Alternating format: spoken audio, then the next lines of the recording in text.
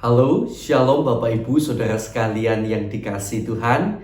Puji Tuhan, kembali saya akan mengajak Bapak Ibu Saudara untuk bersaat teduh tentunya. Hari ini saya tergerak sekali ingin mengingatkan pada Bapak Ibu Saudara sekalian dalam saat teduh ini tentang betapa singkatnya hidup kita.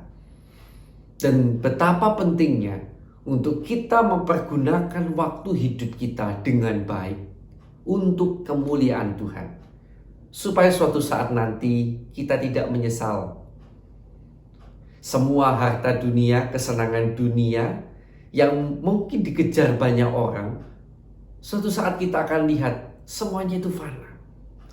Tetapi ketika kita mempergunakan setiap detik, menit kehidupan kita untuk kemuliaan nama Tuhan, kita akan sangat berbahagia suatu saat kelak, karena ternyata semuanya itu bernilai kekal adanya. Mari kita akan lakukan satu lagu pujian, hidup ini adalah kesempatan. Haleluya. Hidup ini adalah kesempatan. Hidup ini untuk melayani Tuhan.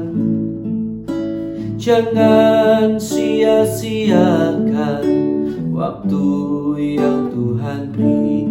Hidup ini hanya sementara. Hidup ini adalah kesempatan. Hidup ini untuk melayani Tuhan. Jangan sia-siakan waktu yang Tuhan beri. Hidup ini hanya sementara. Oh Tuhan, pakailah hidupku selagi aku masih kuat. Bila saatnya nanti ku tak berdaya lagi, hidup ini sudah jadi berkah. Hidup ini adalah kesempatan. Hidup ini untuk melayani Tuhan. Jangan sia-siakan waktu yang Tuhan beri. Hidup ini hanya sementara. Oh Tuhan, pakailah hidupku selagi aku masih kuat. Bila saatnya nanti ku tak berdaya lagi, hidup ini sudah jadi berkah. Oh Tuhan, pakailah hidupku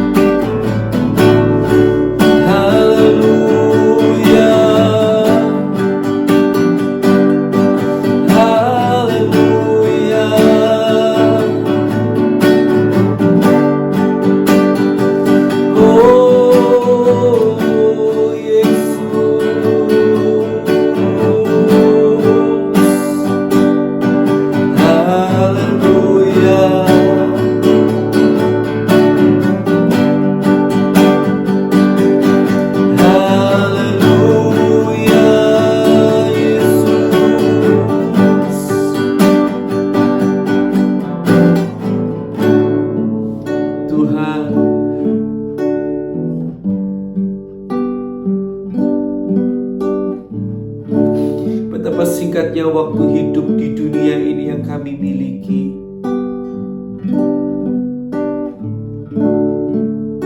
Sungguh kami ingin hidup kami berarti bagi Engkau yang begitu mengasihi kami.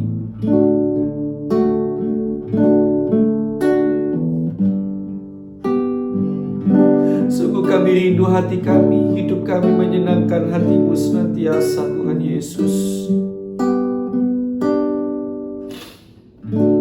Kami rindu melayani, mengasihi-Mu lebih sungguh. Karena Kau yang telah lebih dulu melayani dan mengasihi kami dengan cinta yang tulus. Oh, terima kasih Tuhan. Melayani lebih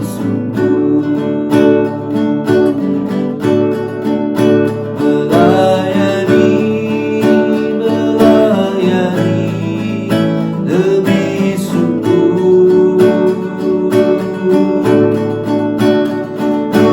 Tuhan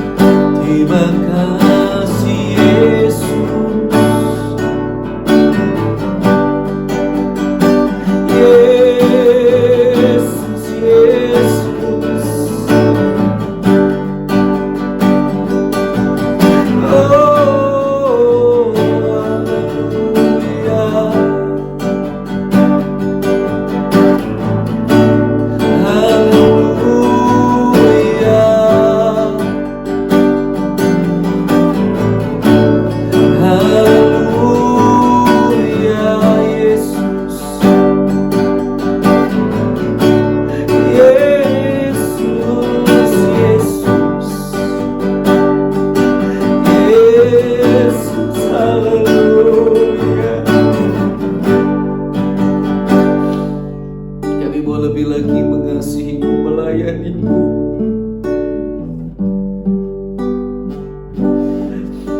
Bukan sekedar untuk mendapatkan sesuatu, tapi karena kami sadar Engkau telah lebih dulu melayani dan mengasihi kami.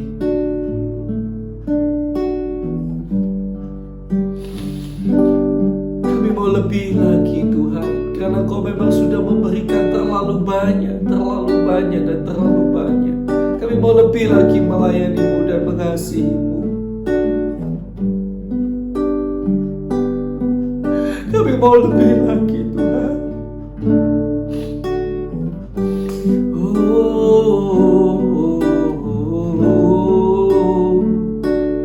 Haleluya, haleluya. Saudara akan bersama-sama membaca firman. Kiranya Tuhan Kau berbicara lewat kebenaran firman yang kami baca, sehingga kami memperoleh sebuah rema Tuhan untuk menjadi kekuatan, peringatan, nasihat, dan pertolongan bagi hidup kami. Berbicaralah Tuhan, karena kami rindu dan siap mendengar firman. Di dalam nama Tuhan Yesus Kristus, haleluya, amin. Puji Tuhan. Puji Tuhan. Baik saudara yang dikasihi Tuhan, mari kita akan bersama-sama langsung saja. Kita akan membuka dari Alkitab kita dalam Kisah Para Rasul pasal yang kelima. Puji Tuhan. Kisah Para Rasul pasal yang kelima dengan judul tema pertama, perikopnya maksud saya ya, Ananias dan Safira. Ada seorang lain yang bernama Ananias. Ia beserta istrinya Safira menjual sebidang tanah. Dengan setahu istrinya, ia menahan sebagian dari hasil penjualan itu dan sebagian lain dibawa dan diletakkannya di depan kaki rasul-rasul. Tetapi Petrus berkata, "Ananias, mengapa hatimu dikuasai iblis, sehingga engkau mendustai Roh Kudus dan menahan sebagian dari hasil penjualan tanah itu? Selama tanah itu tidak dijual, bukankah itu tetap kepunyaanmu? Dan setelah dijual, bukankah hasilnya itu tetap dalam kuasamu? Mengapa engkau merencanakan perbuatan itu dalam hatimu?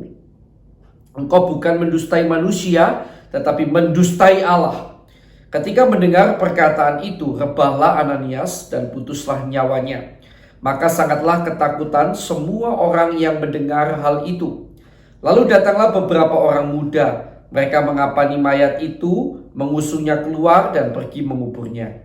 Kira-kira 3 jam kemudian masuklah istri Ananias, tetapi ia tidak tahu apa yang telah terjadi. Kata Petrus kepadanya, "Katakanlah kepadaku, dengan harga sekiankah tanah itu kamu jual?"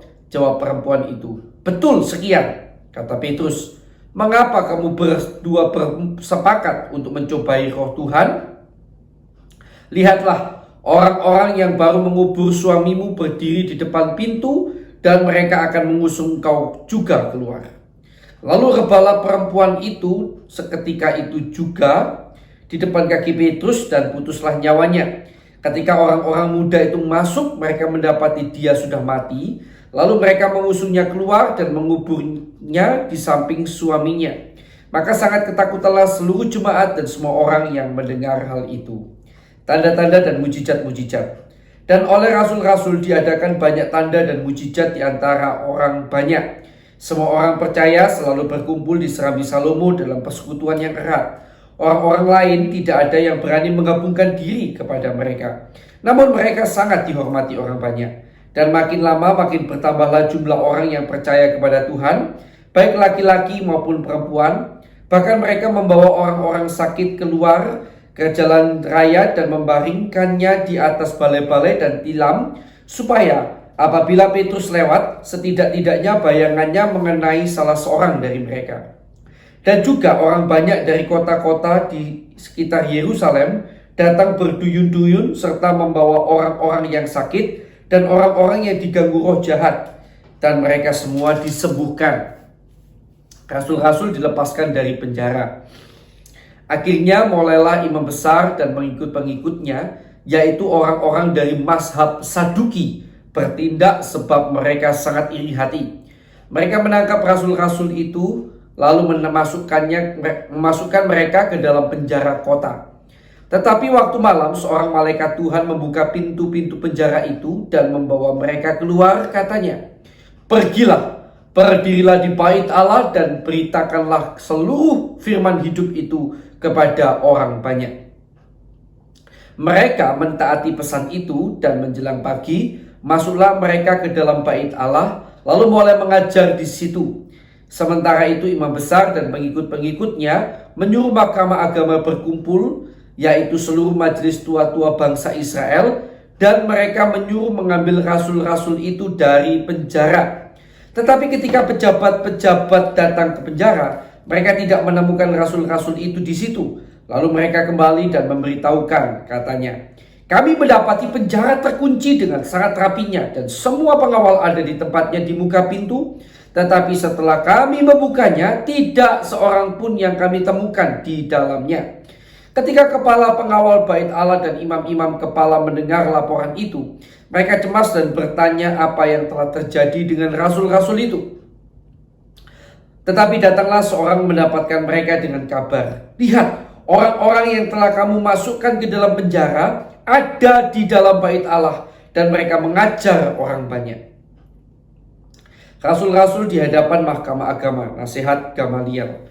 Maka pergilah kepala pengawal serta orang-orangnya ke bait Allah, lalu mengambil kedua rasul itu, tetapi tidak dengan kekerasan, karena mereka takut kalau orang banyak melempari mereka. Mereka membawa keduanya dan menghadapkan mereka kepada kepada mahkamah agama. Imam besar mulai menanyai mereka, katanya, "Dengan keras kami melarang kamu mengajar dalam nama itu. Namun ternyata kamu telah memenuhi Yerusalem dengan ajaranmu, dan kamu hendak menanggungkan darah orang itu kepada kami." Tetapi Petrus dan rasul-rasul itu menjawab, katanya, "Kita harus lebih taat kepada Allah daripada kepada manusia. Allah nenek moyang kita telah membangkitkan Yesus yang kamu gantungkan pada kayu salib dan kamu bunuh. Dialah yang telah ditinggikan oleh Allah sendiri dengan tangan kanannya menjadi pemimpin dan juru selamat, supaya Israel dapat bertobat dan menerima pengampunan dosa. Dan kami adalah saksi dari segala sesuatu itu, kami dan Roh Kudus yang dikaruniakan Allah kepada semua orang yang mentaati Dia." Mendengar perkataan itu sangatlah tertusuk hati mereka, dan mereka bermaksud membunuh rasul-rasul itu.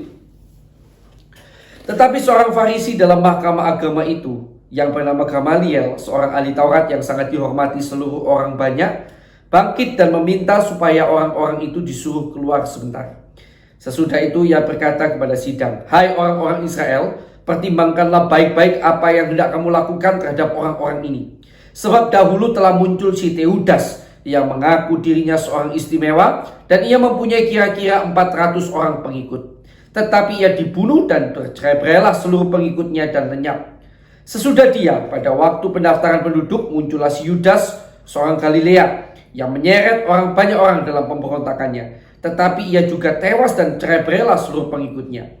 Karena itu aku berkata kepadamu, janganlah bertindak terhadap orang-orang ini.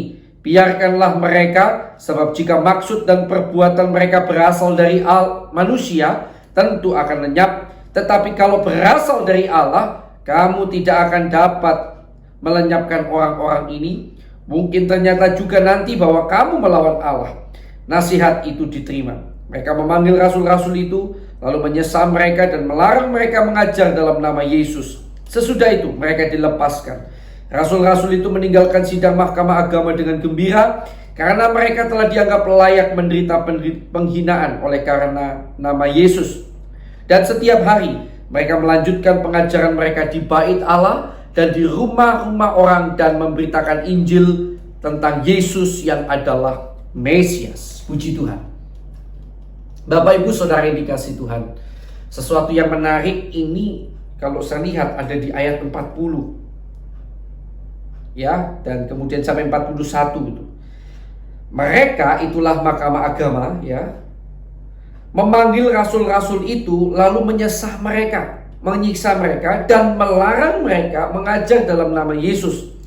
Sesudah itu mereka dilepaskan. Perhatikan ayat 41. Rasul-rasul itu meninggalkan sidang mahkamah agama dengan Gembira, bukan main. Karena mereka telah dianggap layak menderita penghinaan oleh karena nama Yesus. Puji Tuhan. Bapak Ibu Saudara yang dikasihi Tuhan, tentu rasul-rasul ini adalah seorang yang sangat luar biasa ya, orang-orang yang sangat luar biasa yang patut menjadi teladan bagi kita. Dan hari ini kita melihat sebuah teladan yang luar biasa dari mereka, yaitu di mana mereka bersukacita karena mereka merasa dianggap layak menderita karena nama Yesus. Luar biasa loh. Dan kita sebagai orang percaya seharusnya makin hari makin bertumbuh ke arah sana. Semakin hari bukan semakin bersungut-sungut ketika kita menderita di dalam pelayanan, tetapi bersukacita setiap kali Tuhan izinkan kita harus menderita dalam pelayanan. Karena kita dianggap layak menderita penghinaan karena nama Kristus, menderita aniaya karena kita hidup bagi kemuliaan Tuhan. Seringkali kita justru mengeluh, bukan? Ketika kita dalam keadaan penderitaan, ya, dalam keadaan yang tidak enak. Tetapi rasul-rasul memberikan teladan yang luar biasa. Dan itu harus kita capai suatu saat. Saya yakin rasul-rasul bisa melakukan ini karena cinta mereka yang terlalu besar bagi Tuhan. Dan cinta kita harus juga besar buat Tuhan. Karena Dia sudah lebih dulu mencintai kita dengan luar biasa. Tentu mari bersama-sama, kalau hari ini, mungkin besok atau dulu, atau mungkin saat ini ya, sekarang kita sedang menderita karena nama Yesus. Mungkin saudara sedang melayani, atau kemarin melayani, kemudian justru sudah sungguh-sungguh, tapi saudara diejek. Atau mungkin saudara berusaha setia kepada Tuhan, akhirnya justru dikucilkan oleh teman-teman saudara karena kesetiaan saudara pada Tuhan. Atau mungkin saudara mau hidup sesuai firman dan saudara dijauhi oleh orang banyak. Saudara yang kasih Tuhan, jangan mengeluh. Tetapi mari kita belajar sama-sama lebih lagi mencintai Tuhan dan justru bersukacita. Kalau semua keadaan itu diperhadapkan pada kita, kita sepatutnya bersukacita. Ya, kita akan belajar sampai ke arah sana. Sampai bisa bersukacita dengan memupuk cinta yang lebih lagi pada Tuhan. Karena kita menyadari bahwa Tuhan sudah lebih dulu mencintai kita, mengasihi kita. Kita bisa tetap bersukacita, bahkan makin bersukacita kalau Tuhan izinkan kita boleh masuk dalam penderitaan untuk kemuliaan-Nya. Karena itu jangan kalah oleh rasa lelah, jangan kalah oleh rasa jengkel, jangan kalah oleh rasa sakit hati. Tapi bersukacitalah kalau semua keadaan itu dihadapkan pada saudara, karena saudara berpegang pada nama Kristus. Puji Tuhan. Puji Tuhan. Mari kita akan bersama datang kepada Tuhan. Kita berdoa lebih dulu buat kebenaran firman yang baru saja kita renungkan bersama-sama hari ini. Puji Tuhan. Terima kasih Tuhan. Seringkali kami mengeluh ketika Tuhan izinkan kami menderita untuk nama Tuhan. Kami bertanya, mengapa Tuhan? Mengapa begini? Mengapa begitu? Aku kan berpegang pada firman tanpa kami menyadari bahwa ada saatnya Tuhan memberikan kami kehormatan untuk kami boleh menderita aniaya karena nama Kristus.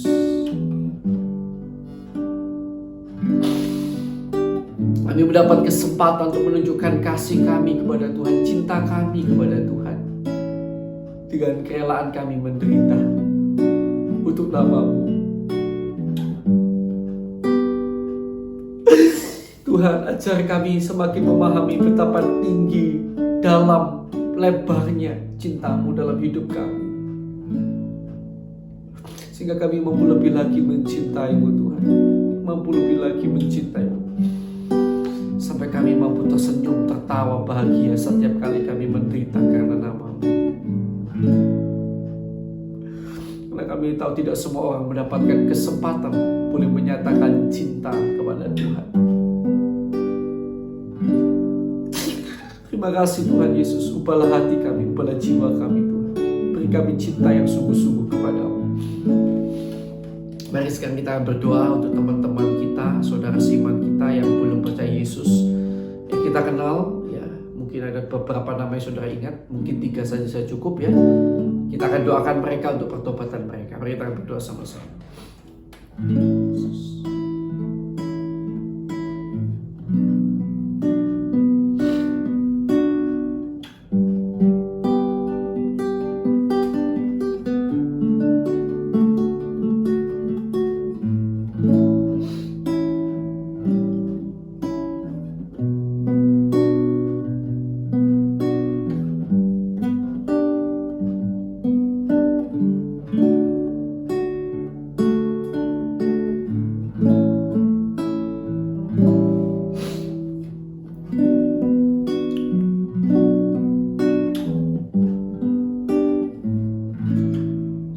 Kita lanjutkan doa kita. Tuhan, kami juga berdoa untuk saudara-saudara seiman kami, teman-teman kami di seluruh dunia yang menderita siksa dan aniaya karena nama-Mu, karena kebenaran-kebenaran firman-Mu. Tuhan, kami berdoa kiranya Tuhan tolong mereka. Kalau boleh Tuhan kiranya lepaskan mereka dari siksa dan aniaya yang mereka hadapi. Berikan mereka kekuatan, berikan mereka pertolongan. Demikian juga untuk bangsa dan negara kami Indonesia. Tuhan, berikan berkat-Mu kiranya atas Indonesia. Ampunilah kiranya kesalahan bangsa kami, pemimpin bangsa kami, pendahulu bangsa kami, bahkan kami umat-Mu di Indonesia. Ampuni ya Tuhan. Curahkan berkat-Mu dengan berlimpah-limpah, damai-Mu dengan berlimpah-limpah atas Indonesia. Angkatlah Indonesia dari jurang masalah, dari baik itu masalah ekonomi, masalah kesehatan, masalah sosial, masalah politik, dan lain-lain yang banyak menghantui bangsa kami. Bahkan masalah terbesar, yaitu banyak di antara bangsa kami yang belum menerima Engkau sebagai Tuhan dan Juru Selamat dalam hidup mereka. Tolong Tuhan, bukakan hati banyak orang di Indonesia agar mereka mau percaya dan menerima Engkau sebagai Tuhan dan Juru Selamat dalam hidup mereka. Dalam nama Yesus, dalam nama Yesus. Kami juga berdoa untuk hamba-Mu maupun semua orang yang disebut sebagai seorang pendeta, hamba Tuhan, penginjil, gembala, guru, orang-orang yang memiliki gelar-gelar teologi, gelar-gelar kependetaan. Tuhan, berikanlah kami dan keluarga kami hati yang tulus dalam melayani Tuhan. Kiranya juga Tuhan mencukupkan segala yang kami perlukan. Dan kiranya Tuhan bahkan memperlengkapi kami dengan kemampuan-kemampuan yang lebih lagi, agar kami lebih efektif di dalam bekerja di ladang-Mu Tuhan. Di dalam nama Yesus kami juga berdoa untuk jemaat-jemaat yang kami gembalakan, kami layani. Tuhan, berkatilah hidup mereka, berkatilah keluarga mereka, berkatilah pekerjaan mereka, berkatilah pergaulan mereka, berkatilah pelayanan mereka. Di dalam nama Tuhan Yesus Kristus, kiranya Tuhan melimpahkan berkat-berkat rohani dan jasmani atas hidup mereka. Tuhan melimpah-limpahkan kesehatan dan kekuatan dalam hidup mereka. Di dalam nama Tuhan Yesus Kristus, di dalam nama Tuhan Yesus. Dan jadikan mereka berkat bagi sekeliling mereka senantiasa Tuhan. Kiranya juga Tuhan tolong pergaulan mereka dan anak-anak mereka, keluarga mereka, istri mereka, pasangan mereka, suami mereka, agar semuanya mendapatkan pergaulan yang baik, pergaulan yang cinta Tuhan. Terima kasih Tuhan Yesus. Dan sekarang kami berdoa bagi saudara-saudari kami yang sakit, baik di rumah sakit, di rumah maupun di berbagai tempat. Kami berdoa bersatu hati, kiranya jamaah kuasa Tuhan turun menjamah mereka di dalam nama Tuhan Yesus Kristus. Di dalam nama Tuhan Yesus Kristus, kuasa Allah kiranya menjamah, menolong dan menyembuhkan umat-Mu yang sakit Tuhan. Dalam nama Tuhan Yesus Kristus. Dan kami juga berdoa bagi setiap orang yang dalam masalah. Kalau masalah-masalah ini terjadi karena kesalahan kami, kiranya Tuhan ampuni kesalahan kami. Dan Tuhan tunjuk nyatakan kesalahan kami. Tuhan tolong agar kami mampu bertobat. Tapi kalau ada rencana Tuhan di balik masalah ini, di dalam nama Tuhan Yesus Kristus, kiranya Tuhan memberikan kami kemenangan demi kemenangan dalam nama Tuhan Yesus Kristus. Dan juga segala kuasa kegelapan, kuasa iblis yang mengikat anak-anak Tuhan sehingga terus berbuat dosa, kami ikat, kami patahkan, kami usir Kau keluar di dalam nama Tuhan Yesus Kristus. Di dalam nama Tuhan Yesus Kristus, Kuasa darah Yesus menguasai kami dan keluarga kami. Haleluya, haleluya, haleluya. Terima kasih Tuhan Yesus. Dan sekarang saya akan persilakan Bapak Ibu Saudara berdoa bagi pergumulan doa pribadi yang Bapak Ibu Saudara miliki. Mari kita akan berdoa bersama-sama. Haleluya.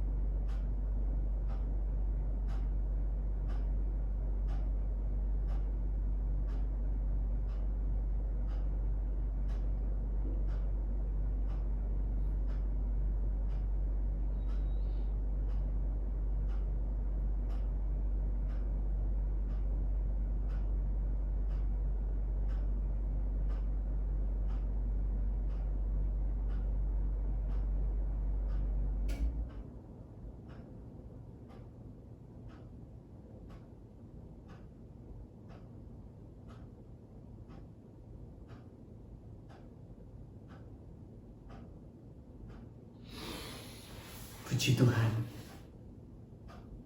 Saudara, Tuhan sekarang kiranya Tuhan memberkati keluarga kami, pelayanan kami dan pekerjaan kami. Tuhan berkati kami selalu rohani dan jasmani. Dan jadikan kami berkat bagi sekeliling kami, baik itu rohani maupun jasmani. Dan pakailah seumur hidup kami sampai kami kembali kepadamu untuk kemuliaan nama-Mu Tuhan. Di dalam nama Allah Bapa, Allah Anak, Allah Roh Kudus, kami terima berkat-Mu ini Tuhan. Dalam nama Tuhan Yesus Kristus. Haleluya. Amin. Puji Tuhan. Tuhan Yesus memberkati saudara. Haleluya.